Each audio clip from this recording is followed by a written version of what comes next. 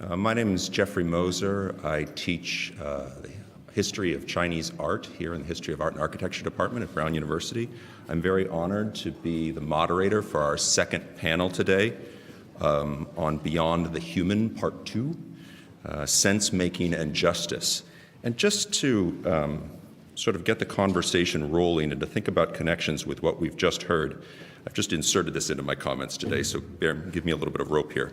One of the things that I was thinking about after Branka's presentation is that any concern with justice is fundamentally a concern with the entity to which we owe reparation, restitution, and so forth.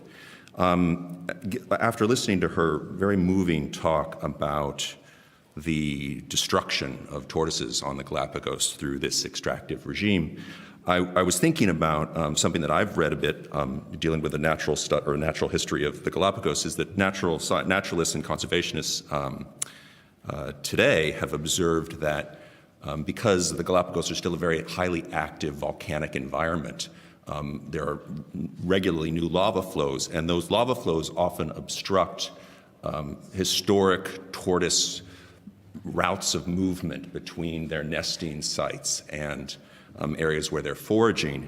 And what they've observed is that tortoises will, in order to return to their original nesting sites, actually cross vast areas of lava that they don't have the capacity to survive, that they are in a sense walking to their death in order to get back to their homes. And for one, just as a sort of reference to the fundamental complexity of the interior life of the tortoise, it's an interesting case study. But it poses a very significant question for conservationists, which is, do we recognize the individual autonomy of the tortoise to walk to its death? Or do we attempt to, in restitution, in an attempt to address the great wrongs that have been done to the tortoise as a group, do something to save it? So I'm just leaving that as a sort of open-ended question in thinking about questions of justice in the environmental humanities. Our two speakers today are Mark Cladis and Katherine Behar. Mark Cladis will be our first speaker. He is the Brooke Russell Astor Professor of Humanities and Chair of the Department of Religious Studies here at Brown. His wide-ranging body of work spans the philosophy of religion, religious ethics, and the theory of religion, and he addresses fundamental questions at the intersection of religion, ethics, and politics. He is the author of more than 50 articles and essays, editor of several substantial volumes, and the author of 4 books, most recently, Public Vision, Private Lives, Rousseau, Religion, and 21st Century Democracy. In recent years, he has directed his attention to questions of the environment and environmental ethics, a subject that he'll be addressing in his forthcoming book, Radical Romanticism, Religion, Democracy, and the Environmental Imagination. Today, he's going to be speaking to us on the subject of racial and environmental justice in the wild. Our second speaker is Katherine Behar. Katherine Behar is a new media and performance artist and writer and associate professor of new media at Baruch College of the City University of New York. She uses forms as diverse as interactive installation, public art, photography, and video art. And through these forms, she explores digital culture through feminism and materialism. Her work has been exhibited at numerous international and national venues, including a major recent exhibition at the Para Museum in Istanbul, and she has received grants, awards, and fellowships from well over a dozen different institutions, including the MacDowell Colony, Art Journal, and the Illinois Art Council. Now, in the midst of these many activities and projects, she has also found the time to write 3 books, including Object-Oriented Feminism from the University of Minnesota Press, Add Another Thing, Anthropocentrism and Art from Punctum, and also from Punctum, what is, in my personal opinion, a brilliantly titled text, Bigger Than You, Big Data and Obesity, an Inquiry Toward Decelerationist Aesthetics. Now, all of these titles were published in 2016. Today, she will be speaking to us about sensing in domains that are also bigger than you. Her talk is entitled, What Makes Sense? Environmental Sensing and Non-Human Sense. So please join me in welcoming Mark and Katherine.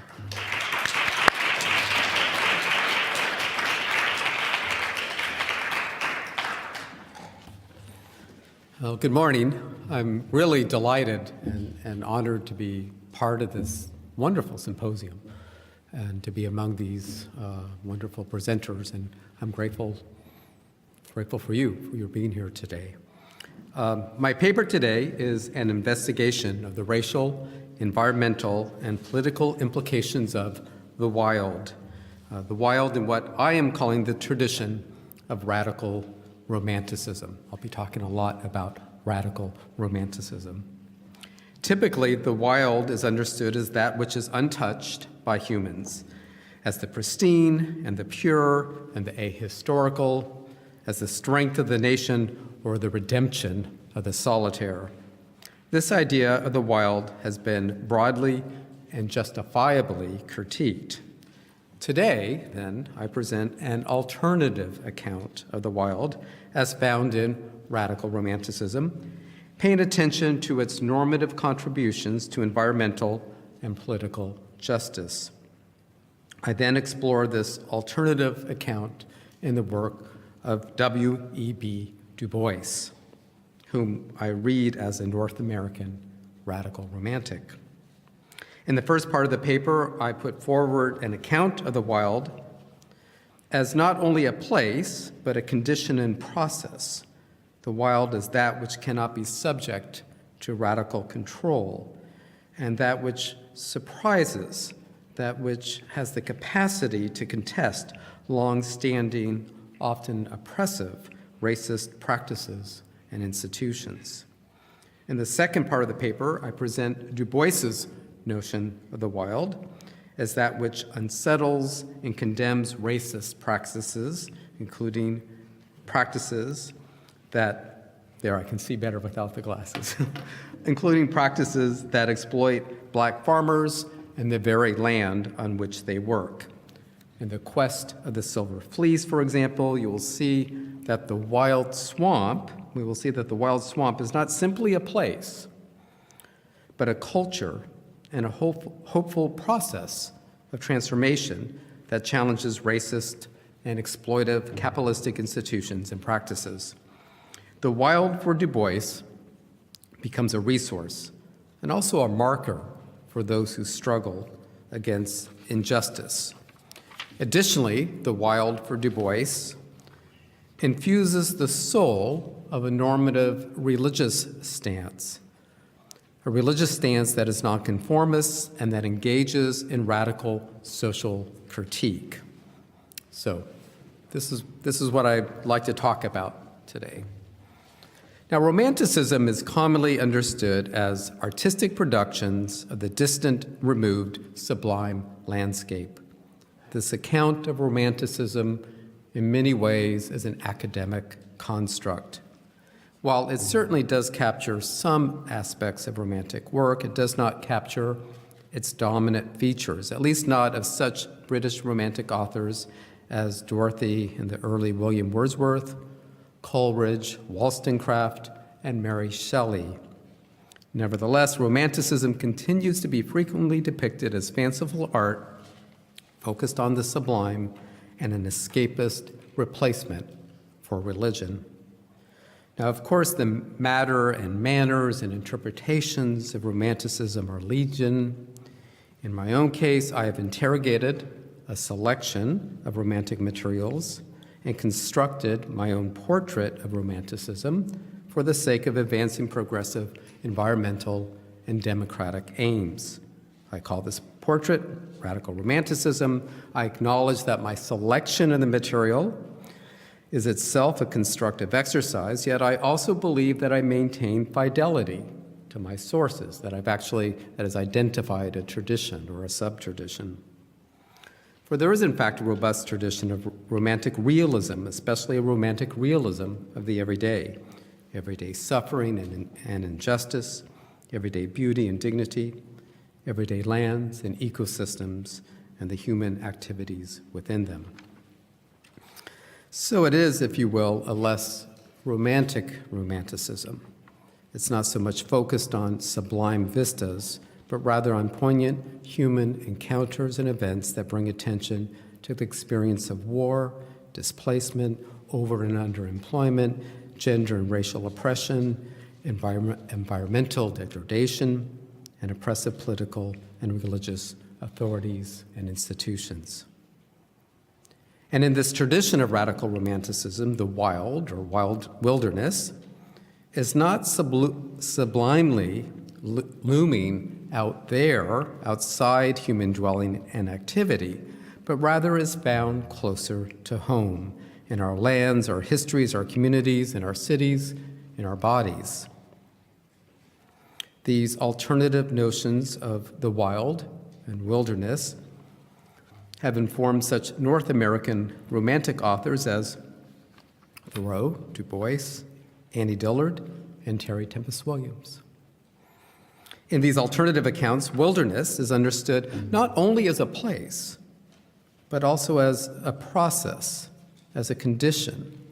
For example, for Wollstonecraft, to cite a British example, wilderness is a place that offers women a temporary retreat from patriarchal structures, a place in which they are free from oppressive constraints. And that's to say a lot. But wilderness for Wollstonecraft is also a condition. It's a rebellious state of being that challenges patriarchy and other forms of social and economic injustice. And it thereby facilitates a positive freedom, a freedom for radical action. Wilderness in radical romanticism exemplifies the condition and process of that which cannot be subject to radical control, as that which surprises and awakens, and as that which gives birth to a courageous creativity, to social justice.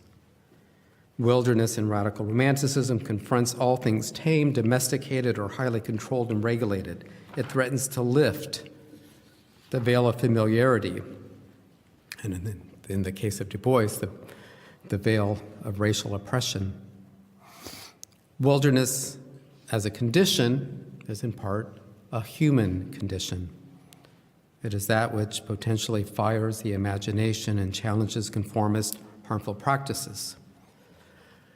Now, none of this is to say that domestication and cultivation, social conventions, practices, laws, routines, things predictable, and so on, that all of this is per se deadening, dangerous, or bereft of wilderness.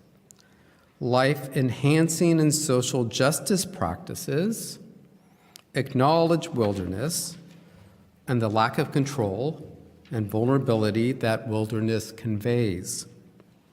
Harmful conventions, in contrast, disavow wilderness, making peace with injustice and seeking radical control. Our choice is to embrace wilderness as the vulnerable, interdependent selves that we in fact are, or else to attempt to conquer wilderness as delusional, invincible, sovereign selves. To embrace the wild is to forswear Promethean invincibility, to challenge oppressive conventions and institutions, and to work together as vulnerable selves on the unending task of justice for exploited individuals and communities. Wilderness is something we find, something we make, and something we ought to cultivate in our lives and culture. In radical romanticism, it is not oxymoronic to wish that wilderness would become part of our second nature, specifically our progressive, democratic social second nature. This alternative account of romanticism and its accounts of wilderness are expressed in exemplary fashion in the works of the early Wordsworth, Dorothy and William, Thoreau, and Du Bois. And today I'm focusing on Du Bois, adding Du Bois to the Romantic canon. It troubles that canon, and in many ways it transforms that canon. And this book project of mine on radical romanticism, it starts with Du Bois, it ends with Leslie Silko, it starts with Du Bois as a way for me to quickly convey what I mean and what I don't mean by Romanticism, especially the tradition of radical romanticism. Michael Starkey notes, historical relationships between African Americans and wilderness have been largely overlooked by scholars. Whites are almost exclusively the subject of the literature. This is in part because many assume that they're simply is no African American nature writing or ecological traditions. Are no such traditions, and this assumption is clearly false. Du Bois, for example, offered nuanced accounts of the complex relation between African American socioeconomic conditions and the land on which African Americans worked and dwelled. Environmental justice figured importantly in Du Bois's work. Like the Wordsworths and Thoreau, Du Bois usually understood the wild and wilderness not as the sublime or pristine outside of humanity, but rather as a condition and process of vitality and dynamism that includes humanity. For Du Bois, the wild is neither limited to place, nor is it removed from place, history, or community. Rather, memory and experience of wildness in relation to place become a source of dignity, cultural vigor, and social protest.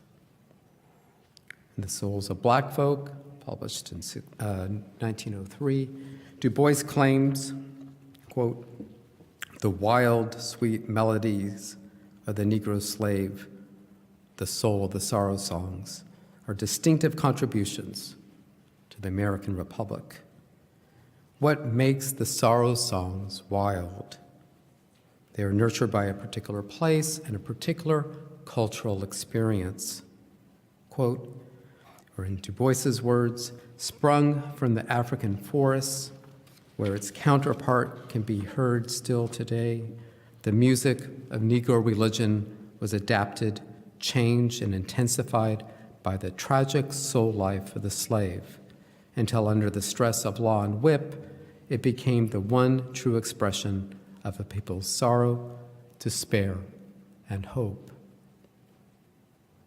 The sorrow songs were nurtured by the African forests, and they were then intensified by the slave's experience of an oppression that was delivered by cruel public laws and brutal individual hands.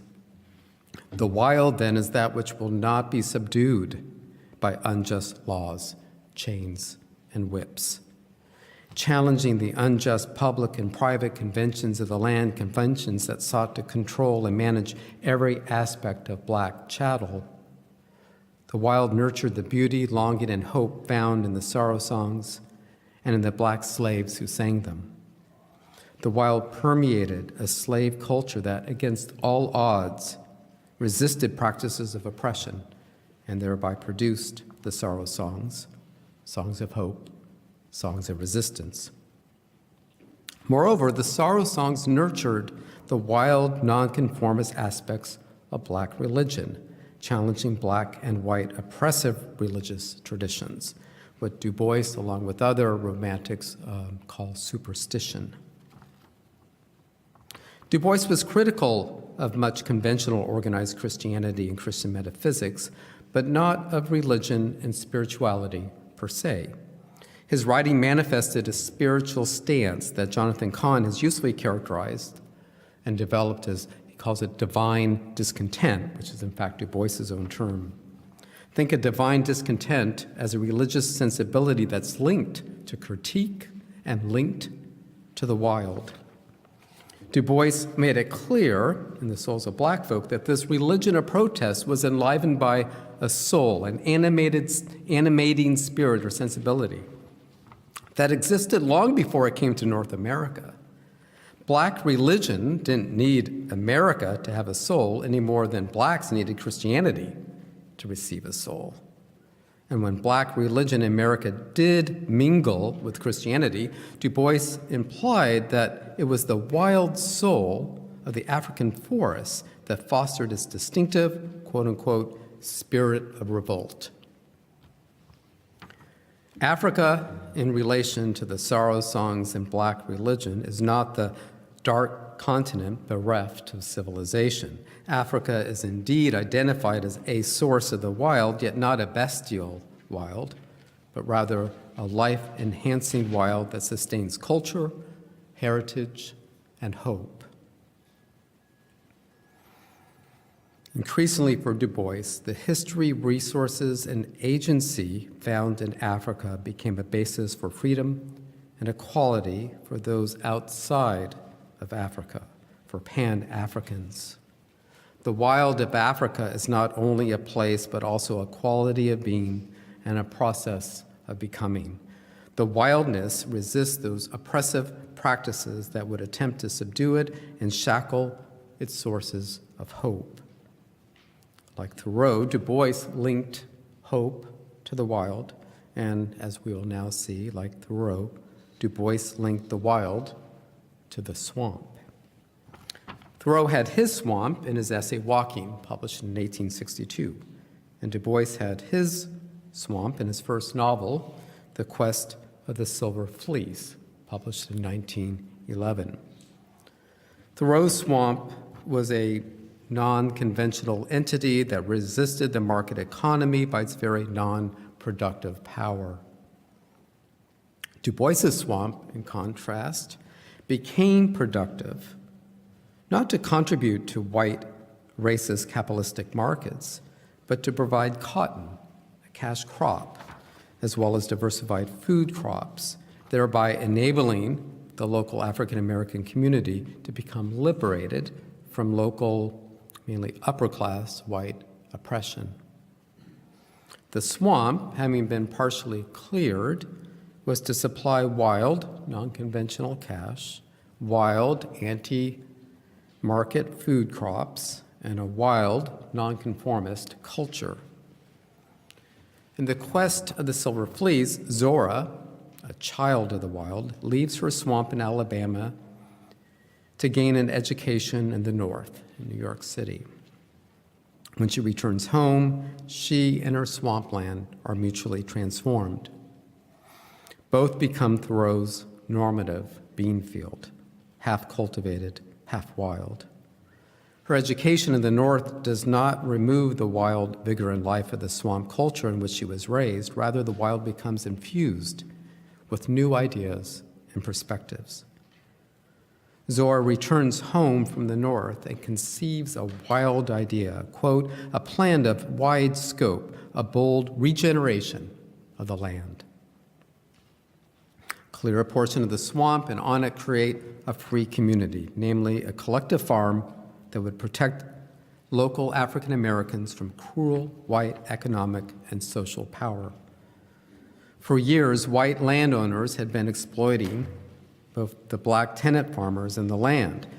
As Brett Clark and John Foster note, white landowners built their wealth on the exploitation of the laborers and the exhaustion of the soil. At harvest time, they stole the silver fleece. They stole the cotton from the tenant farmers, buying the cotton at bargain prices, subtracting rent, food, and supplies, really at outrageously inflated prices, leaving the farmers with little money for a year's work. The white farming practices of cotton monoculture abused and degraded laborers and soil alike. Zora, child of the swamp and its quote-unquote music of wildness, understood that the liberation of her people and the land depended on the creation of a just community. This revolutionary idea and its implementation are portrayed as the work of a powerful woman, a genius of the wild, someone who is vital, nonconformist, and free. That is, by free, someone who is practiced in the ways and disciplines of freedom.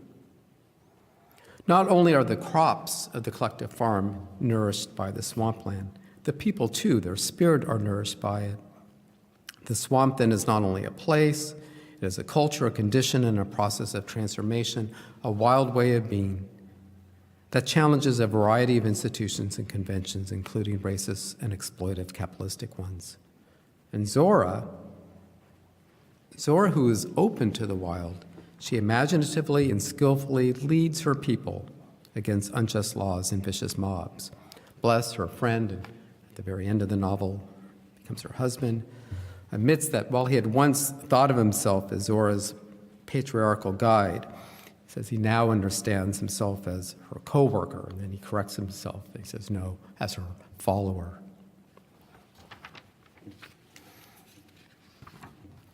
There are aspects of the wild in the souls of black folk and the quest of the silver fleece that are potentially problematic. Did Du Bois imply that there's an essence to sorrow songs that derives from the African forests? Did he suggest that there's an essence to African American culture and that it springs from such wild sites as the Alabama swamp? Did he imply that there's an essence to black religion? Is there such a thing as the black religion? In spite of the potential here for problematic essentialism, which Du Bois himself later identified and recognized as a problem, we can eschew essentialism and critically appropriate from Du Bois an alternative account of wildness and wilderness that beneficially locates human culture within wilderness and that portrays wilderness as a condition and process of transformation. But this brings me to a still more serious problem for the project of critically appropriating the wild. Euro-American colonizers have employed the wild derogatorily to characterize indigenous populations, and more to the point for this paper, white Americans have used the term to dehumanize and demonize slaves and African Americans more generally. African Americans and Native Americans were frequently stigmatized as wild savages, that is, as dangerous creatures that stood outside of civilization and culture due to their lack of moral formation or due to their lack of any capacity for moral formation. In this derogatory usage, the wild is not that which is sublimely distant from humans. I'm thinking here of William Cronin's or Michael Pollan's characterization of romantic usage or mischaracterization. Nor is the wild in this derogatory usage the radical romantic alternative of the wild that I am championing, that is the wild as a condition and process that's beneficial to humans. Rather, the wild in this derogatory sense conjures a bestial, willful force that needs to be tamed and controlled by domination, lest it become a menace to white civilization. What then are we to do in light of this racism associated with the wild? Should we abandon the wild? I would not recommend that course. Rather, the task as I see it is twofold. One, critically appropriate and construct helpful notions of wild and wilderness, accounts that assist us in our pursuit of environmental and social justice. And two, critique and censor racist and otherwise problematic notions of the wild. Specifically, A, those that separate humans and their histories from the wild, and B, those that denigrate the racialized other. For example, the African American or the Native American, by associating this other with the non-human or inhuman wild. And I should add that women, and especially women of color, were often identified with this derogatory notion of wild nature. It would be a mistake not to embark on this reconstruction of a beneficial notion of the wild. Yes, the concept does carry much deleterious baggage, but the promise of the wild remains great, and it must be kept for all Americans. It must contribute to the eradication, not the reinscription, of the color line, to employ that powerful metaphor that Du Bois himself critically appropriated from Frederick Douglass.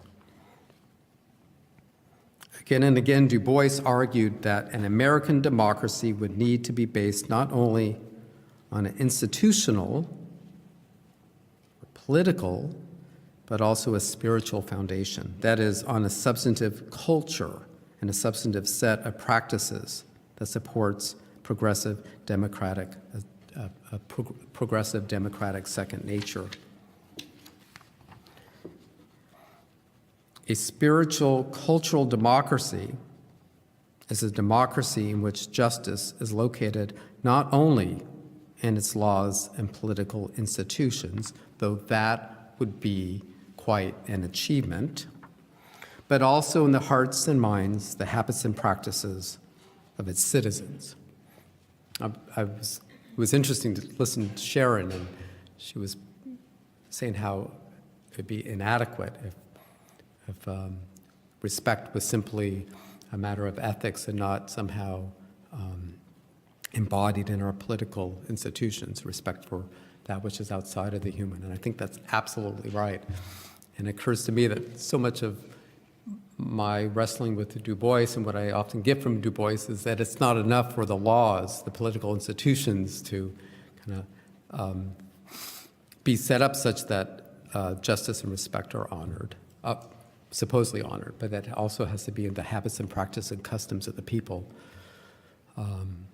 Otherwise, as we know, laws can be ignored, they can be quickly changed and altered. So I think both perspectives, they really go hand in hand.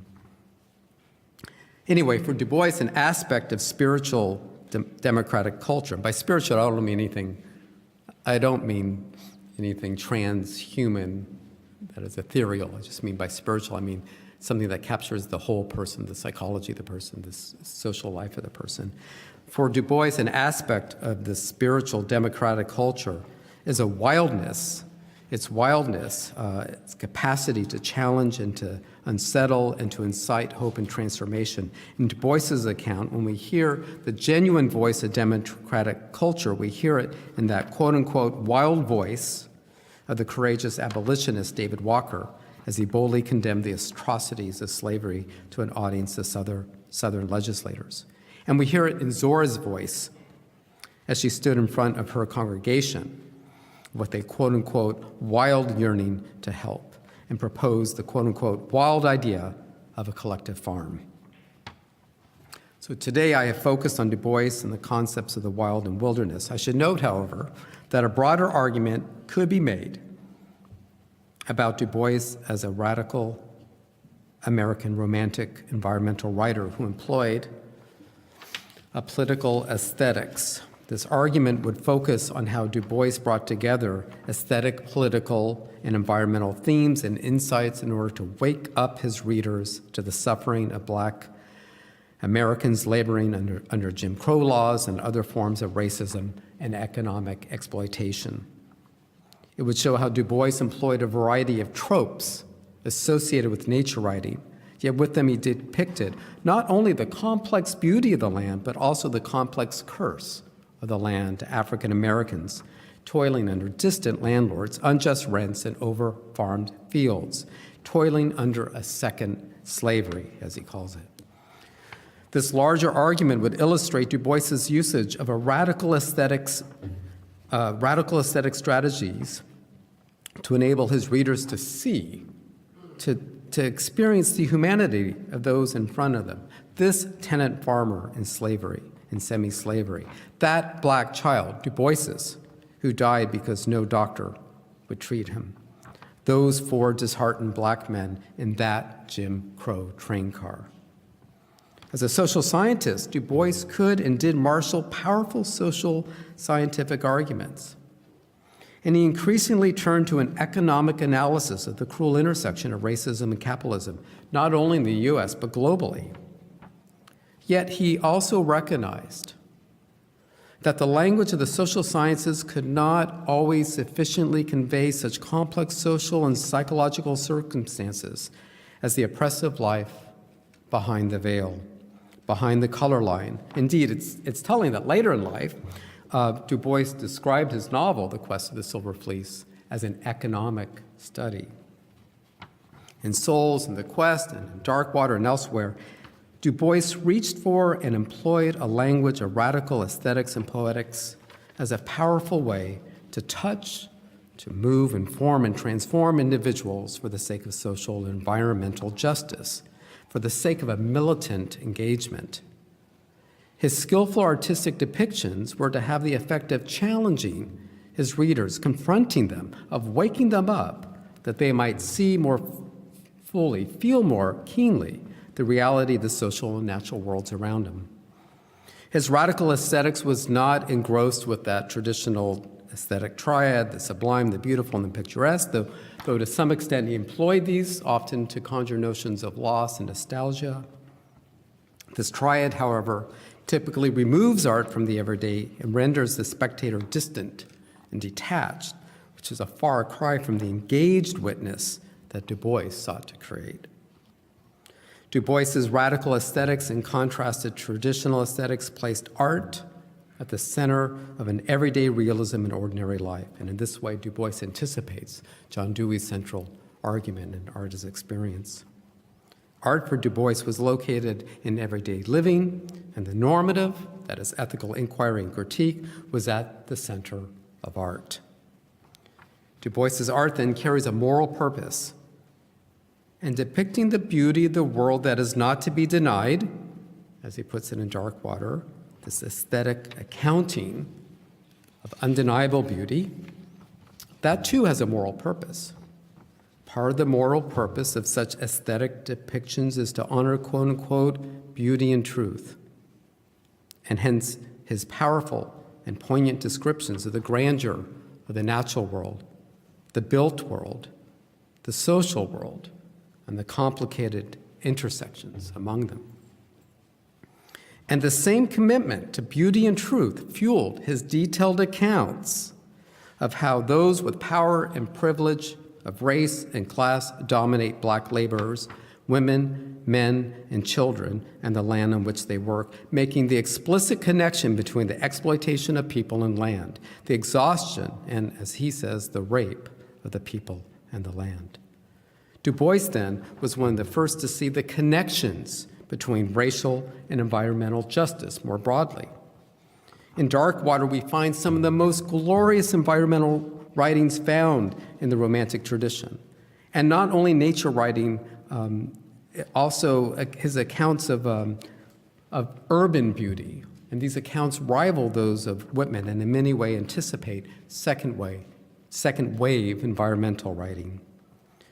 These lovely, uplifting passages alternate without warning with graphic depictions of the cruelty of racism, its indescribable pain described. The beautiful and the ugly, as he calls it, are presented with all the unresolved tension between them.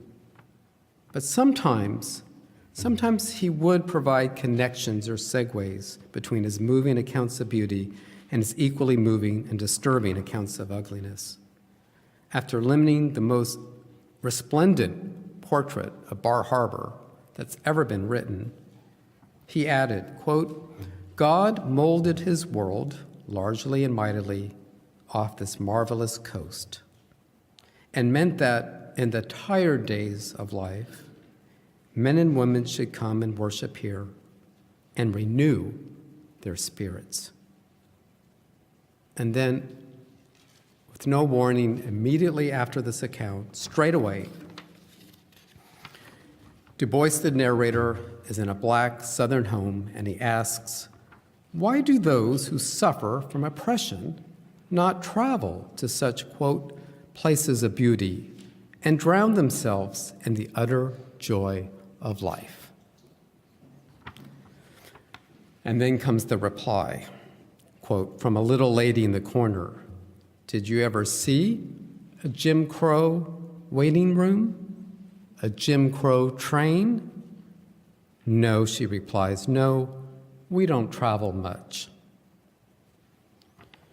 Du Bois's artistic craft was not limited to prose. In Dark Water, for example, Du Bois interspersed poems between his chapters, poems that sought to express that which perhaps cannot be directly expressed in prose, the pathos of the pain and humility and cruelty of racist oppression in America. Here we see again Du Bois as a practitioner of a radical romantic aesthetics, participating in the tradition while he transforms it. Du Bois was the poet-sociologist who was at home in Romanticism as in history, sociology, and economics. Du Bois was the environmental writer and the eco-critic par excellence because he brought interdisciplinary approaches to bear on the intersectional subject of race, justice, and the natural world. So today I have focused on the wild, but with more time, and I did use a little bit of the time, I would argue that Du Bois is one of America's greatest radical romantics. Thank you.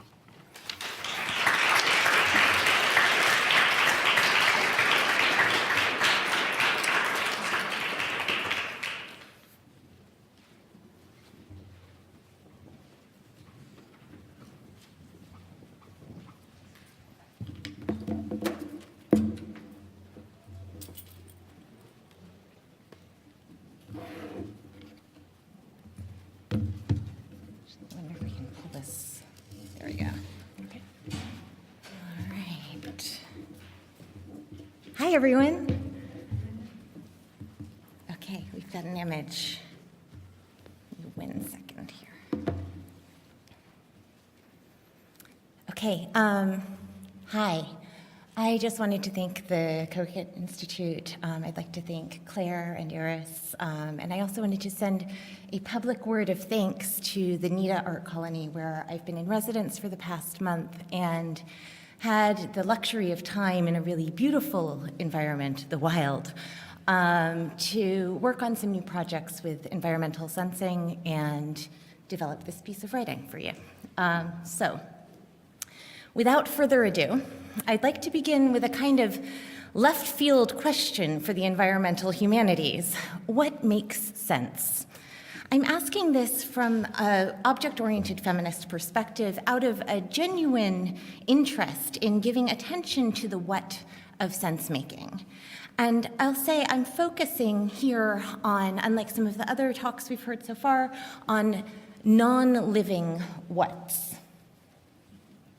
So I'm coming to this question having recently been working with AIs and environmental sensors in my art practice.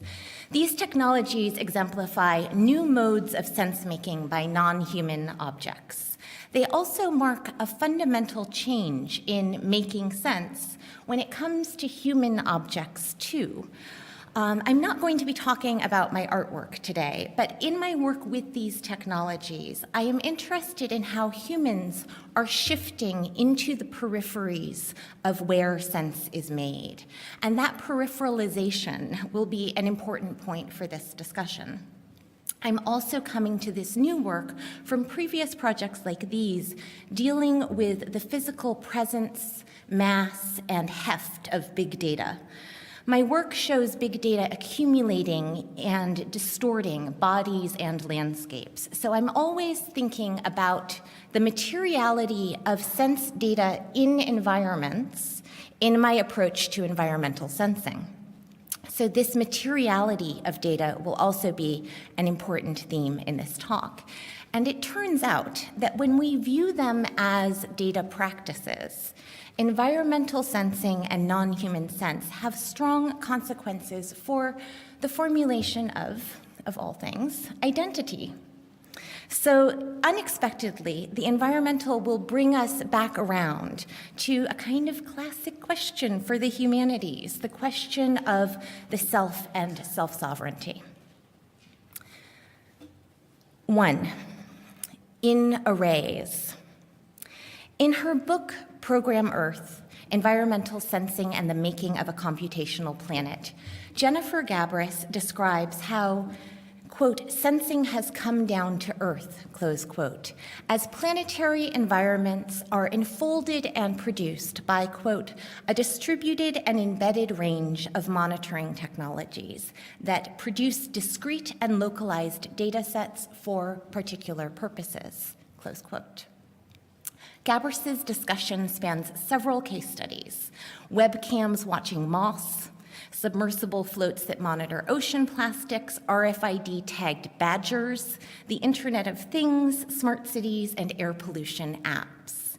In each of these contexts, through networked analytics and feedback, sensors' capacities come to complement the milieus they sense and are entangled with them.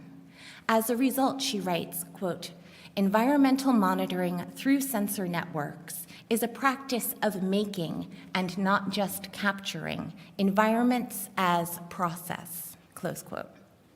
Drawing on the work of Gilbert Simondon, she calls this a process of informing the world. In other words, the sense data a sensor network senses is also indivisible from a process of fine-tuning, adjusting sensors' capacities to suit the worlds they monitor, even as monitoring constitutes worlds. Throughout this talk, we'll find how sensing systems and sense data are entangled in this way. Sensors make the world that makes their data sensible, and vice versa. So neither makes sense without the other. Program Earth offers an impressive account of environmental sensing at a moment when these technologies are flourishing across what can only be described as a planetary media ecosystem. These environmental sensing technologies include the devices that monitor and collect sense data about the environment, i.e. sensors, as well as the infrastructures and algorithms that support and make sense of environmental data. Mark Andrijevich and Mark Burden point to these same non-human factors, devices, infrastructures, and algorithms, as they describe, quote, the explosion of sensor-driven data, close quote. In their insightful article, Defining the Sensor Society, Andrijevich and Burden pin the emergence of a sensor society to a marked upswing in sensor technologies throughout networked environments, so that sensing becomes environmental, which is to say, happening or exploding all around. An image. We are showered in the particulate data bit fallout from this slow-mo explosion. As its chain reaction bobs along, sensing has come down to earth in a rain, belching endless info ash, billowing an aftershock smog of data, and a metaphysical transformation is afoot, but one with an ever-so-physical footprint. Alongside the transformation of environments through the presences of devices, algorithms, and infrastructures, I ask that we tune our attention toward a parallel transformation of the environment into something susceptible to sensing. A sensible world on all sides, top to bottom, all around, a milieu of sense data. A smartphone app accesses air quality in flows of data. The air we breathe turns to data, and poof, we are living in data, living, breathing data. Is this my explosion or your exhale? Meaningfully, Gabrus historically contextualizes environmental sensing as a departure from loftier remote sensing projects epitomized by the global Sputnik consciousness of post-war satellite data collection. She situates it instead within what she calls, quote, the becoming environmental of computation, close quote, and the larger project of ubiquitous computing. Remote sensing promises a global view, operationalized through values of distance, totality, vision, and knowledge. But as Gabrus describes it, environmental sensing marks an inversion, both technically and ideologically. It takes place at close range via an interconnected mosaic of autonomous sensing motes or nodes. In stark contrast to the all-seeing, all-knowing satellite, such distributed sensor networks maintain a level of context-specific, near-willful ignorance. They each are tuned in, to, and for a unique setting and application, hence her characterization as discrete and localized and for particular purposes. Moreover, they follow ubiquitous computing's paradigms of anti-cognition and invisibility. Gabrus narrates how ubiquitous computing systems designers adopted key principles proposed by Mark Weiser in his famous 1991 text, The Computer for the 21st Century. Weiser recognized how contemporary life was already brimming with quotidian objects equipped with sensors and therefore primed for computing on an environmental scale. Familiar objects like light switches and ovens could be Trojan horses. Having smuggled inputs, outputs, and monitoring capabilities into human environments, they only awaited networking to awake. As Gabrus writes, quote, Weiser suggested these technologies might allow computing to disappear into the fabric of everyday life. Rather than making the invisible visible, Weiser advocated for further invisibility, to develop computing not as a project principally of cognition and awareness, but rather as something that is integrated into environments and experience. Thus, unlike what Gabrus calls the quote-unquote trope of engagement, the invisibility of ubiquitous computing constitutes a background for human experience. To this same point, Andrzejewicz and Burden describe the demise of interactivity and participation, which they attribute to always-on sensors and, quote, the automated collection of data that pacifies this interactivity, close quote. Operating invisibly and passively, both discretely and discretely, isolated nodes in distributed sensor arrays use passive capture to make sense, capturing sense data about a world and creating their milieu such as can be captured in tune with this technically delimited sensorial capacity. Here again, the what that senses and the what it senses make each other for each other in ways that keep their entangled capacities intact. Mark Hansen puts forth a related notion in his book Feed Forward on the future of 21st century media. Going beyond Gabrus's becoming environmental of computation, for Hansen, sensibility itself becomes environmental. This worldly sensibility, or the world's capacity for self-sensing, has taken on hypertrophic density and now often operates at timescales that are, in Hansen's words, quote, well below the threshold, close quote, of human senses. Seething insensibility, worldly self-sensing enfolds it all, sensor-generated data and metadata about that data, and propensities in data and metadata, freshly spawned by predictive analytics. Data analytics calculate low-level data to determine higher-level trends, in the process generating new data about those trends that didn't exist previously. And simultaneously, analytics establish a general sensibility, ungraspable for human sense, about predictive futures that exist only at present as propensities in worldly data. According to Hansen, humans need technologies if they hope, quote, to access this domain of sensibility, close quote. And these technologies will have functions that don't correspond at all with anything human bodies and minds can do. In his estimation, these technologies and our reliance on them contribute to, quote, the marginalization of human modes of experience, consciousness, sense perception, etc., close quote.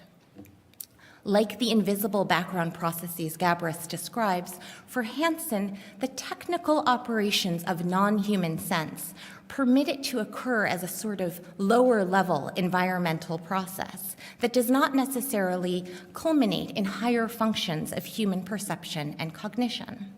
On the one hand, it's nice to picture these low-level technologies as low to the ground, corresponding to two of the Sensor Society's fixtures, devices and infrastructures.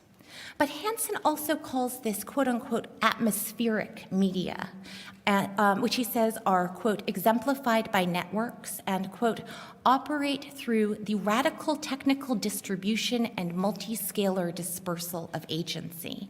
Thus, on the other hand, he's also concerned with a more ontological form of non-human sense, aligned with the Sensor Society's third aspect, algorithms. The algorithmic processes of data mining and predictive analytics discover potential future worlds in data itself. This is a different kind of generation of worldly data, and Hanson's terminology tips us off that outward motions of dispersal, marginalization, and distribution will be key gestures for forming and performing this making of sense and sensible worlds. Throughout human history, people have trained their senses toward the world and used sense data to perceive the self's relation to its outside environment, or in Sharon's talk this morning, the non-human world outside addresses humans through their senses. But environmental sensing disrupts this model, sidelining human cognition, perception, and sense, even as this outward orientation prevails. 2, in arrears. An evocative subtitle of Hanson's, Prediction in the Wild, conjures predictive futures roaming freely under the sun of atmospheric media in untamed environments of raw data not yet cooked into the domesticated settings of human habitation, affect, or consciousness. What we may ask is wild here, or what is the investment in wilderness? Prospecting CEOs love the prospect. Data is the new oil. And this maxim ought to be doubly true when that data results from an earthly probe. Deployed throughout contemporary environments, digital sensor arrays reproduce the extractive logics of conventional mining practices that also systematically harvest value from the earth. Like mining for minerals or drilling for oil, environmental sensing extracts a commodity, only this time it isn't earthly matter, but earthly data. In On the Multiple Frontiers of Extraction, Excavating Contemporary Capitalism, Sandro Metzandra and Brett Nielsen recommend extractivism as an analytic tool for spotting, quote, economic, political, and social formations that are predicated upon an expansion and dominance of extractive activities, close quote. They distinguish extractivism from what they call the quote-unquote dirty business and violent dispossession of extraction proper, defined as the quote forced removal of raw materials and life forms from the Earth's surface, depths, and biosphere, close quote. All sites now systematically studied with sensors. Tellingly, extractivism has everything to do with, quote, capital's relation with its multiple outsides, close quote, encompassing both the out of doors where mineral mining occurs and the wilds of prediction. Tracking that outward trajectory, Metzandra and Nielsen write, quote, extraction is at stake not only when the operations of capital plunder the materiality of the earth and biosphere, but also when they encounter and draw upon forms and practices of human cooperation and sociality that are external to them, close quote. Extractive appropriation and expropriation sustain countless capitalist spheres from fracking to agribusiness, always, quote, by impinging on multiple outsides, close quote. Whether in lithium or rare earth elements, it is a requisite for the devices and infrastructures of digital technology. And by sampling earth and seizing its data, environmental sensing participates in extractive logic too. It is well documented how the extractive logics that pillage Earth's surface, depths, and biosphere are bred of European colonialism and its violences. For Metzandra and Nielsen, this history is also baked into all present-day extractive activities as, quote, a kind of colonial imprint revealed when new fields and quarries are opened in the landscapes and spreadsheets of contemporary capital, close quote. Colonial extraction foregrounds the role of exploitation of living labor, reincarnated today as extraction reaches not just into data, but through data into the outsides of human cooperation and sociality. From this insight, Moser and Nielsen deftly link extractivism to non-mineral forms of systematic forced removal of raw materials, like Bitcoin and data mining, where prediction in the wild is domesticated by the fact of math. Data mining refers to algorithmic procedures that analyze and organize vast quantities of heterogeneous raw data to recognize patterns or forecast predictions, revealing the sort of correspondences within and across data sets that only the multi-scalar perspective of computation can capture. Out on the street, to talk the talk of data mining is all about drilling down or cutting across or sifting bits and sorting fragments. But algorithmically speaking, data mining operations appear incommensurate with extractivism. Clustering and other analytics produce something new, novel insights, rather than removing something that's already there. As Hansen correctly puts it, quote, such a generative dimension is a generic feature of data mining, close quote. But returning to the colonial core of extractivism and its exploitation of living labor makes data mining's extractivism more evident.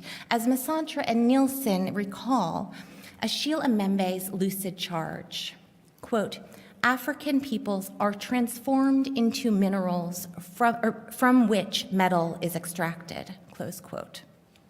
By repositioning humans and human data as an outside available to extraction, data mining of social media partakes of this same grimly metallic model. Significantly, Moser and Nielsen insist extractivism lends urgency to moments of exploitation too often covered over by dispossession. So mining social media data is extractive when it, quote, reconfigures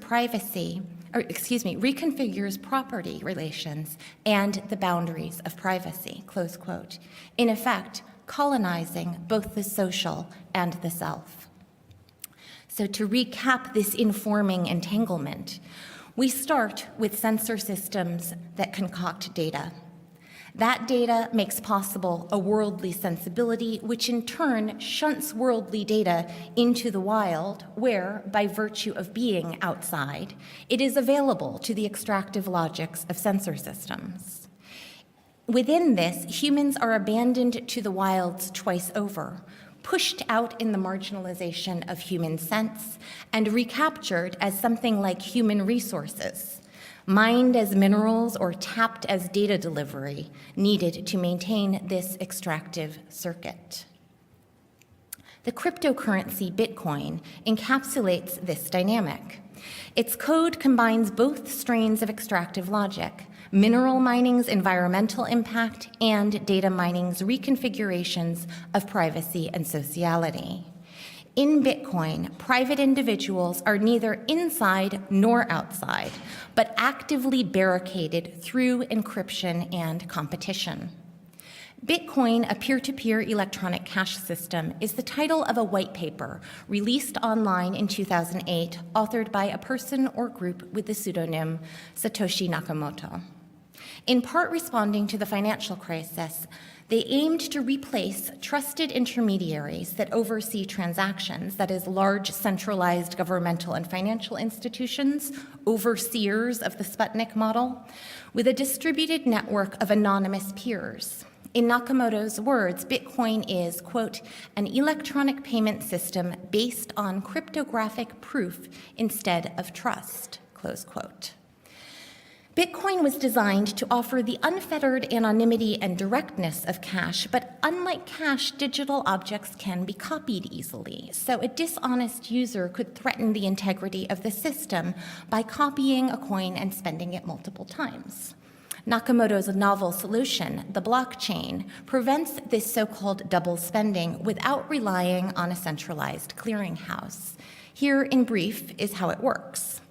The Bitcoin network uses a distributed timestamp server that combines all users' computational power to verify transactions. When a transaction occurs, the owner of a Bitcoin adds their digital signature to an encrypted message that's called a hash. The timestamped hash is sent out to the entire Bitcoin network, and a race begins as all nodes compete to verify it. The way to authenticate a transaction is by cracking the hash, an extremely difficult math problem that can only be solved by quote-unquote brute force, that is, by trying every possible variation. The first node to solve it enters the transaction into the blockchain, a public ledger of all transactions over time, and for being the first to do so, this quote-unquote proof of work is rewarded with new Bitcoins. Along with incentivizing the maintenance of the network, this reward is the only way that new Bitcoins enter into circulation, and the process is called mining.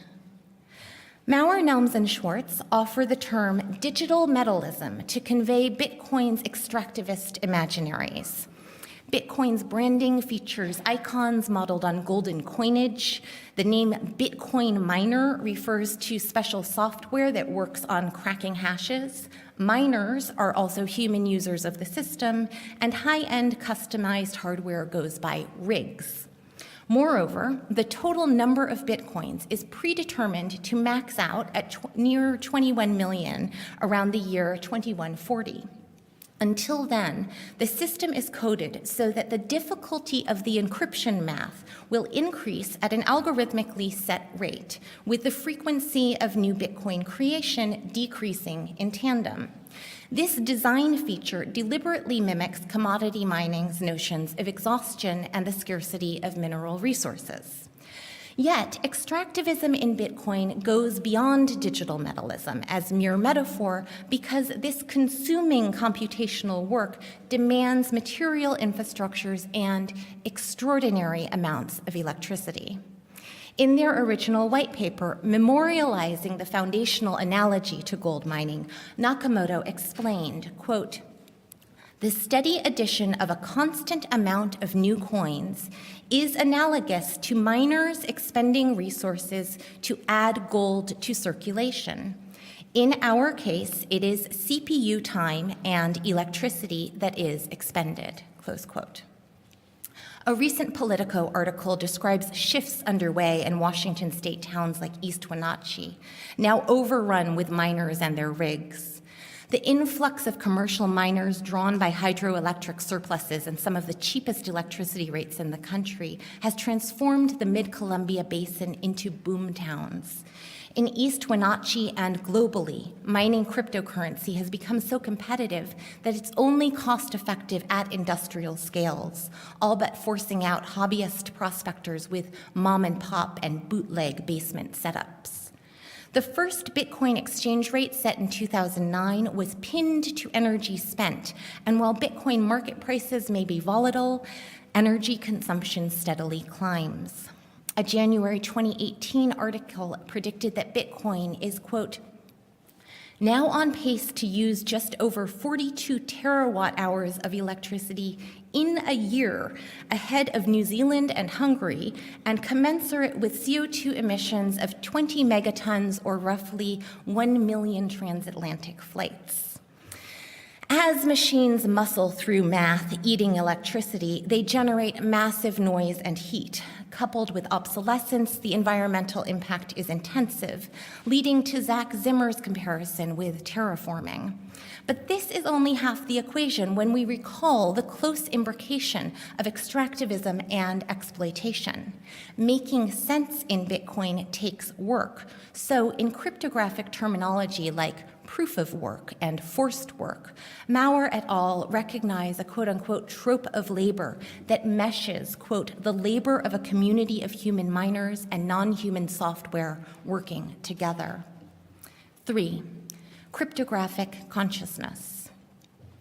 How does human and machine labor converge in a system based on cryptographic proof instead of trust? Only by turning encryption itself into non-human sense. For Nakamoto, cryptographic proof of work replaces trust, but Maurer and al. Find that the system is, quote, also all about trust, about eliminating the need to trust governments and corporations, and about learning to trust the Bitcoin algorithm instead. Cryptography is a what making sense that makes no sense to humans. As Alex Galloway writes, quote, encryption is a kind of structure that makes life difficult for other competing structures. Understood in this way, predictive data practices are fundamentally cryptographic data processes. They structure worldly data into something inaccessible to humans. What is more, cryptographic data practices require the human abdication of sensibility, specifically and structurally, meaning the abdication is specifically human and structurally a requirement. And so, the world of sensibility conjured through prediction will always be inextricable from a corresponding abdication of sensibility because predictive data practices are also by definition cryptographic. I call this cryptographic consciousness. Individuals are arranged as isolated nodes, like arrays of environmental sensors, out in the world but operating in arrears. The debt is social, a deficit of trust. In Zimmer's scathing assessment, Bitcoin's alleged empowerment is utterly debased. It involves, quote, retreating from trust and taking refuge in a defensive individualism mediated via mathematical contractual law, close quote. This motif of empowerment reduced to retreat, to a backing off or backing out, recalls the passivification that Andrzejewicz and Burden attributed to the Censor Society. Implicit in passivification is the notion that human individuals, those self-satisfied empowered users of another decade, are fading from focus, while the non-human or laboring human non-human unit is pushed to the fore. The push that makes this happen is a centrifugal force, a surge that sends the social scattering out. In a weirdly evangelical move, Hansen promises a quote-unquote pharmacological recompense for the diminishment of human access to the world, and he declares, quote, it is imperative that we welcome the technical interface to the data of sensibility, making up the potential for our future experience, close quote. But this is what cryptographic consciousness looks like in ideological action. So what is welcome when not freely given? Why does an ethic of welcome mask an imperative? And why is this imperative at an interface, particularly one presented as impenetrable to humans? Bitcoin promises just this human impenetrability. It advertises privacy, but what it sells is simple isolation. For Zimmer, this means, quote, Bitcoin is antisocial in the most materialist sense. It seeks to engineer away the problem of the social in currency, close quote. Uniquely identified users are barricaded behind public keys, compulsively competing against one another and the timestamp master clock. Maurer et al. Accede, quote, one preserves oneself, cutting off all flows of information about oneself, close quote.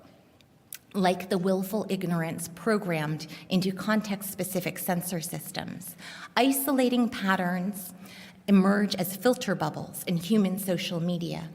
Here too, quote, it is the code that does this work of disconnection and silencing, close quote.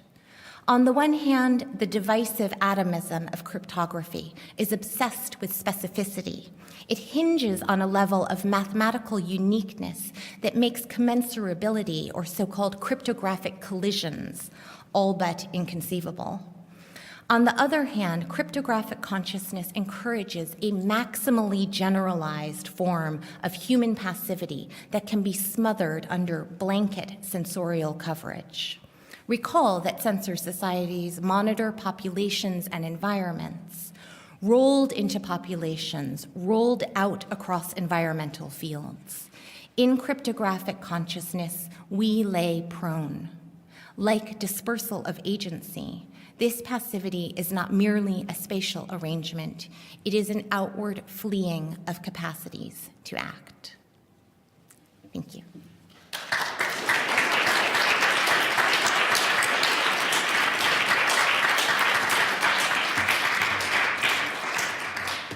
Should we? Okay.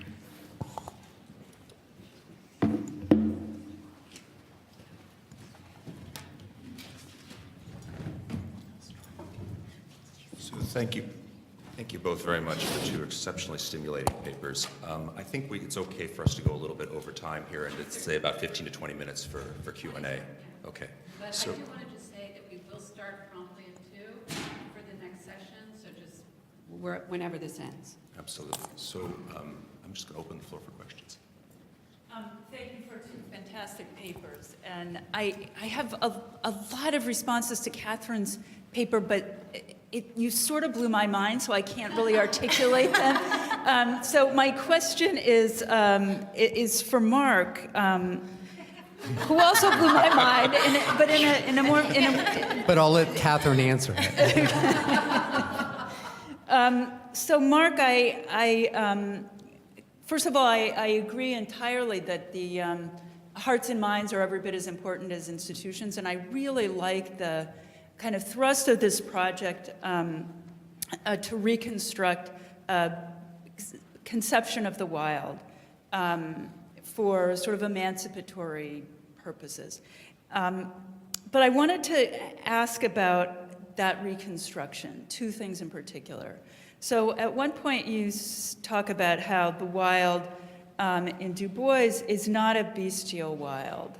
And it seems like that's true for you too. Your reconstruction wants to distinguish this reconstructed emancipatory wild from what's bestial. And so I want to push back on that a little bit. Why do the beasts have to be shut out? And I mean, I understand sort of the historical connection between beasts and black people and other oppressed groups, and I get that, wanting to kind of avoid that. But is there a way to avoid that without recapitulating the hierarchy and exclusion of non-human animals from our conception of what might be generative about the wild? So that's the first thing. And then the other question about this reconstruction is, it seems, you talk about a beneficial notion of the wild, and I wonder about whether you run the risk of a wild that's too tame in a way, and that isn't the danger of the wild something irreducible and potentially as valuable as it is dangerous, so the beasts and the danger. Wow, those are terrific comments. And I guess the main thing I want to say is I'll be thinking about those all night long and into the weekend and beyond. So, I mean, in a way, you already anticipated part of my response to the first question, that in the reconstruction of the wild, the way Du Bois locates the wild in part in Africa, and given colonial representations of Africa as the dark continent, but bereft of civilization and therefore a bestial wild. I thought I needed to differentiate Du Bois's notion of the wild that came from Africa and this idea, kind of the colonizers' understanding of bestial. There's a way that you're encouraging me to reconceive the bestial wild, which I'm really interested in that. And that, I think that connects to the second question, that is this all too tame, my wild? Is it too tame? And have I taken the danger out of it? And it is interesting, I know, because I've had different kind of versions of this, and I feel like there's a way that I have taken out more and more of the danger, and I need to think about that. I know part of it is the context of the day. Donald Trump strikes me as a wild person in some ways, and so the kind of wild that I'm putting forward and that Du Bois often puts forward, not exclusively, but often, is it's a wild with these deep, I don't know how else to put it, kind of human normative considerations. So it's a wild, as I said, that's tied to notions of unsettling and challenging oppressive conventions, but not all conventions. But I think there is a way that, and obviously I'm working with the wild as both something that's literal and metaphorical. And I think in the metaphorical notions, the way I'm using it, there is a lot of the danger and the unpredictability has been removed. And so I need to figure out a way to honor that kind of unsettling, which, by the way, many of the romantics I'm interested in, Dorothy Wordsworth and Emerson and Margaret Fuller, I mean, they kind of understand this excessiveness and the unpredictability of the wild and in what way it enhances but also threatens.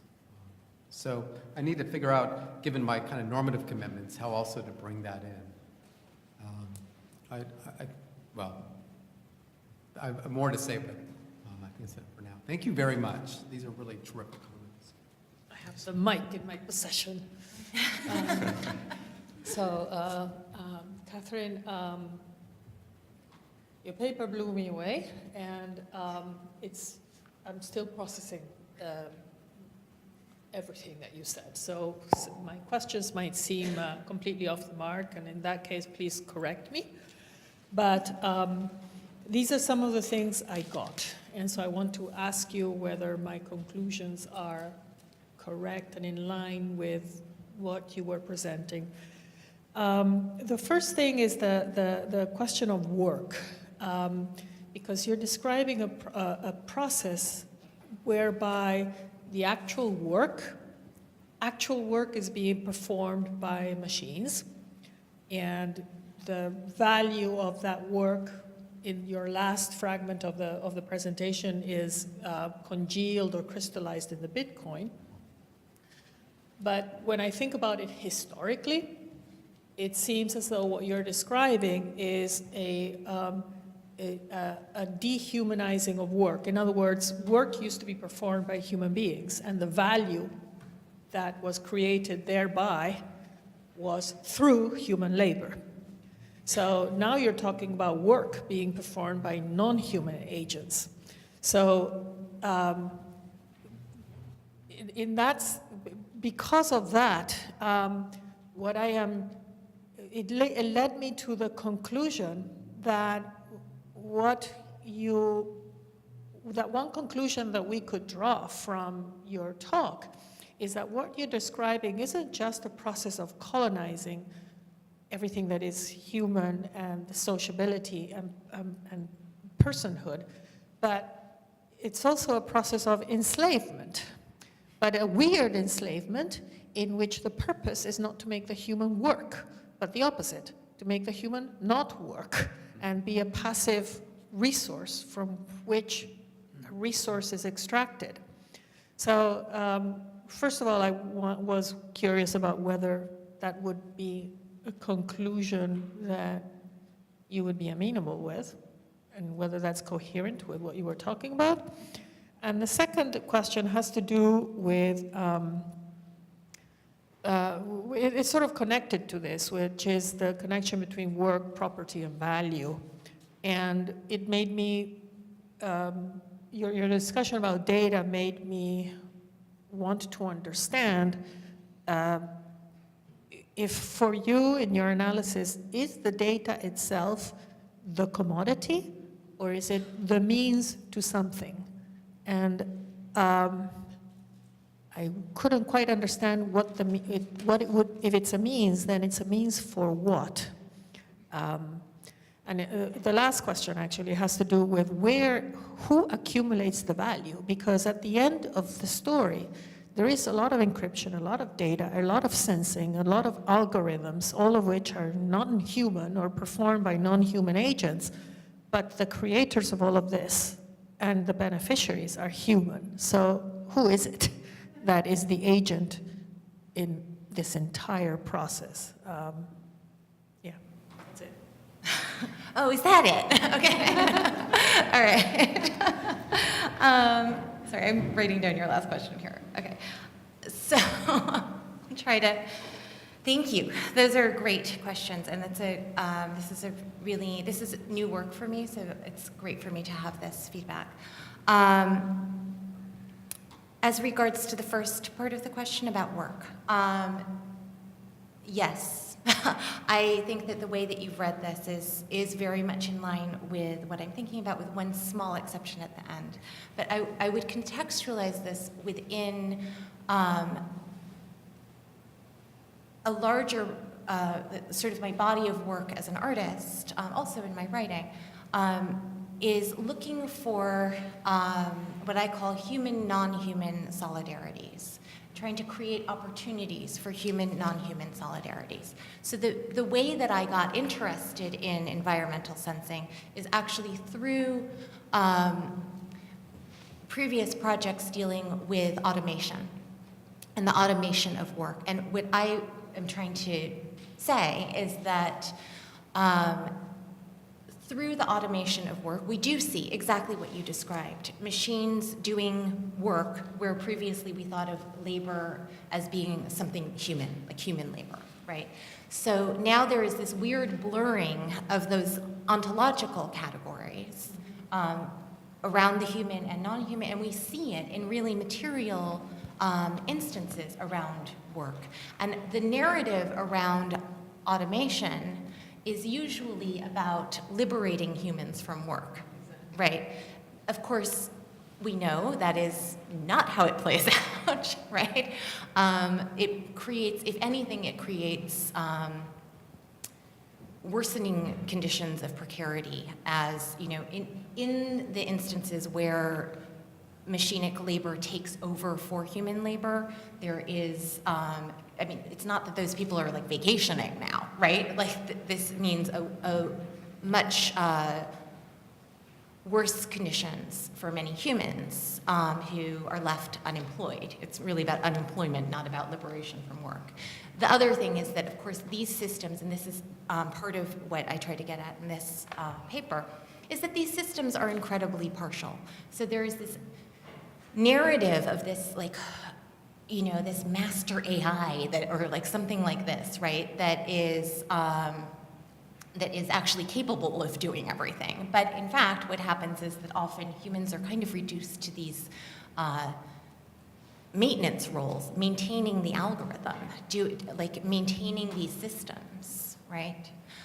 So there is a way that automation blurs these categories of human and non-human work.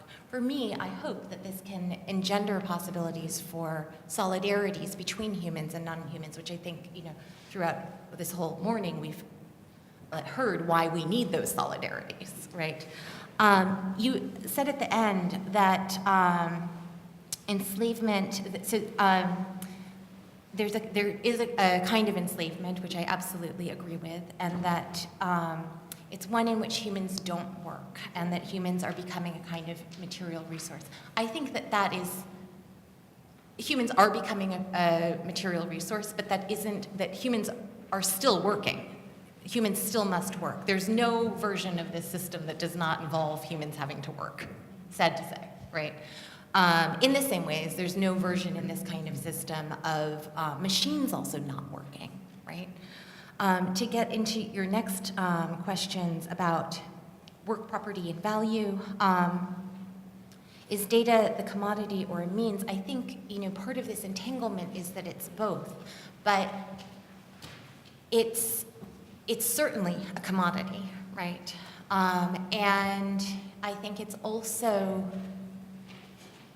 a means, but a means to create more data. It's a means to create more of itself, which then creates a kind of consciousness in us, right? The presence of data, it both has a material presence, server farms and all of these things, and it has a kind of, I think in this project, I'm looking at almost like a kind of social presence of data, or like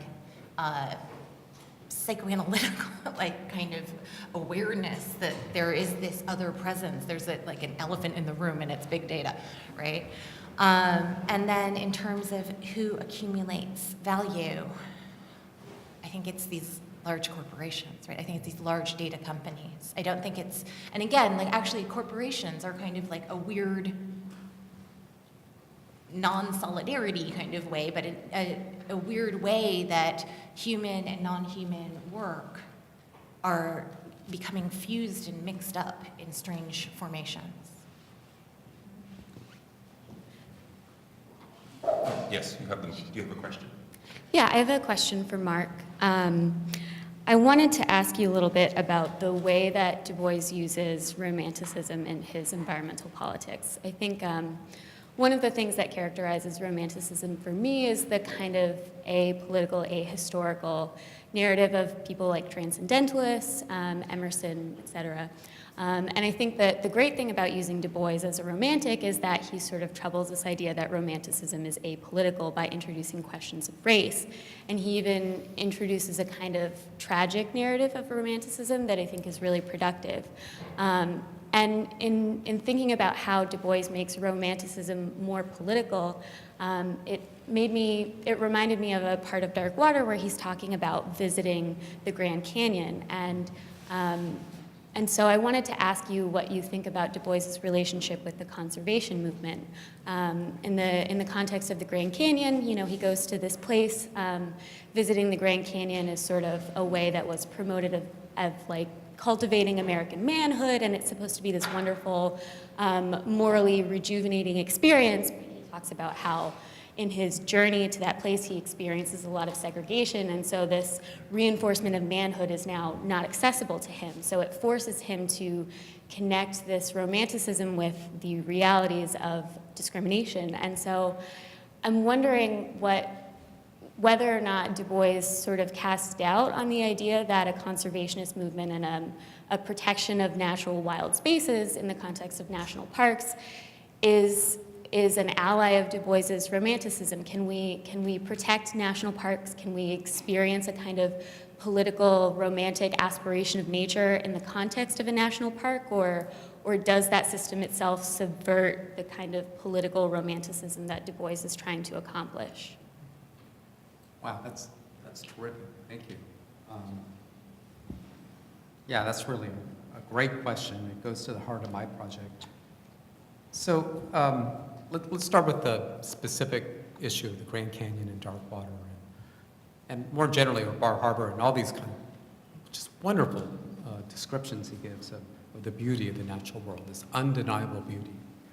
And he wants to honor that. I think that's very clear. That's just kind of basic to who he is. That there's beauty there, as I said, in the natural world, also in the built world.